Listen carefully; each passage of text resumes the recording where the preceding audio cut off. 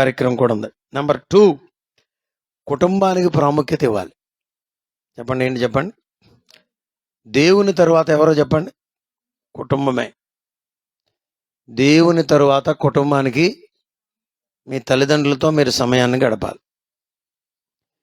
భారతదేశంలోనే కాదు, ఏ ఇతర దేశంలోనైనా విచిత్రమైన సమస్య కూడా చెప్తాను. బయట ఉన్నవాళ్ళు, లోపల ఉన్నవాళ్ళు కూడా కొంచెం వినండి. తల్లిదండ్రులు మాత్రం పొరపాటును కూడా పట్టించుకోరు. వస్తున్నాలే అంటారు, అదిలే అంటారు, ఇదిలే అంటారు. అదే వాళ్ళ పిల్లల దగ్గరికి వచ్చేసరికి ప్రాణం పోయేటంత ప్రయారిటీ ఇస్తారు. అమ్మో నా కొడుకు, అమ్మో నా కూతురు. అసలు ఎంతో సింపుల్గా ఇక్కడ నువ్వు ఆలోచించాల్సిన సంగతి ఏంటంటే, మరి నీ తల్లిదండ్రులు కూడా నిన్ను అలాగే పెంచారు, చూశారు. కాబట్టి నీ తల్లిదండ్రులకు నువ్వు ప్రాధాన్యత ఇవ్వాల్సిన అవసరత నీకు ఎంతైనా ఉంది.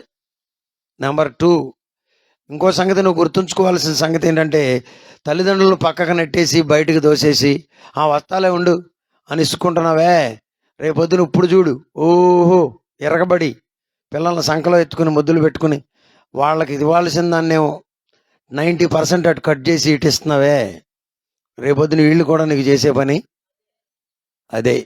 చాలా పెద్ద పాయింట్ చెప్పాను, మరి మీకు అర్థమవుతుందో లేదు. ప్రయారిటీ, కుటుంబానికి ప్రాముఖ్యత ఇవ్వడం చాలా అవసరం. దేవునికి స్తోత్రం, హల్లెలూయ. ఆడపిల్లలు మీలో కొంతమంది ₹1,00,000 ఉద్యోగం చేస్తున్నారు.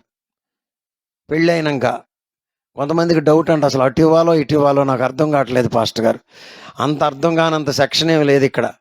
పెళ్ళి అయిపోయిన తర్వాత సహజంగా భర్త దగ్గరికి వస్తావు కాబట్టి మీరిద్దరు ఒక కుటుంబం.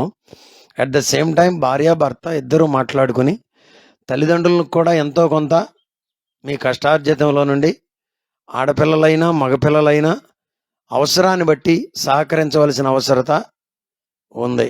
వాళ్ళు అందులో ఆనందిస్తారు. స్తోత్రం. ఇప్పుడు మా పిల్లలు కూడా పైకి వస్తున్నారు, ఒక్కొక్కరు ఉద్యోగాలు చేస్తున్నారు. మరి ₹1,00,000 సంపాదించే బిడ్డలు అయ్యారు. వాళ్ళు ఏదైనా ఇదిగో ఒక 10,000 అని తెచ్చిస్తే నాకు ఆనందం కదా. ఎవరికైనా ఆనందమే. దేవునికి స్తోత్రం, హల్లెలూయ. నువ్వు ₹1,00,000 సంపాదించుకుంటూ ఇంకా తల్లిదండ్రులే నాకు ఇవ్వాలి అంటే ఏమన్నా అందులో అర్థం ఉంటుందా? అందులో అర్థం ఉండదు. గుర్తుంచుకోవాలి. కుటుంబాన్ని మనం మరి సమయాన్ని ఇవ్వడం అంటే ఊరికి నేను ఫోన్ చేసి మమ్మీ ఐ లవ్ యూ గుర్తునే ఏమి లే, అందులో ఏముంది? You can love, you can give without loving, but you cannot love without giving అన్నారు. చూసారా? నువ్వు ఇవ్వకుండా ప్రేమించలేవంట, ఇచ్చి కూడా ప్రేమించకుండా ఉండొచ్చు అంట. కానీ ప్రేమించిన నువ్వు ఇవ్వకుండా మాత్రం ఉండలేవు. ఆ స్టేట్మెంట్ ఎప్పుడు నాకు కన్ఫ్యూజన్ అయ్యి, అదేంటి తర్జుమాలో కన్ఫ్యూజన్. దేవునికి స్తోత్రం, ఆమేన్. భార్య పిల్లలతో సమయాన్ని గడపాలి, తల్లిదండ్రులతో సమయాన్ని గడపాలి. మూడవదిగా నిన్న చెప్పాను. నిన్న ఎంతమంది వచ్చారు మీరు? ఉన్నట్టు మాకు భుజం జారిపోయిన వాళ్ళలాగా అందరండి. మనకు ఎవరన్నా కానీ లోకల్గా 500-600 మంది సంఘం ఉన్నారు. 600 మంది వస్తే ఎంత బలం మనకి? మీకు బలం, నాకు బలం. స్తోత్రం, హల్లెలూయ. మనకు ఒక సహవాసం ఉంది, మనకు ఒక సంఘం ఉంది. ఈ రెండింటికి ప్రాముఖ్యతనివ్వాలి. మరి దేనికి దానికే, ఇంకా లోకల్ సంఘానికి ఇంకా ఎక్కువ ప్రాముఖ్యతనివ్వాలి. చూసారా? ఎప్పుడన్నా కొన్ని విషయాలు నేర్చుకోవడానికి మరి ఒక్కొక్క చోటకి బయట వాడబడే దైవజనులు ఉన్నారు. అక్కడ కూడా ఎప్పుడన్నా సంవత్సరానికి ఒక రోజు వెళ్ళేస్తే పర్లా. కానీ అదే భజనలో ఉంటే ఏమవుద్దో తెలుసా? ఇక్కడ రంగం చెడిపోద్ది. చూసారా? దానికి ప్రయారిటీ ఎక్కువ లేదు. ఏదన్నా సంవత్సరంలో ఒకరోజు. మీకు ఒక సంగతి తెలుసా?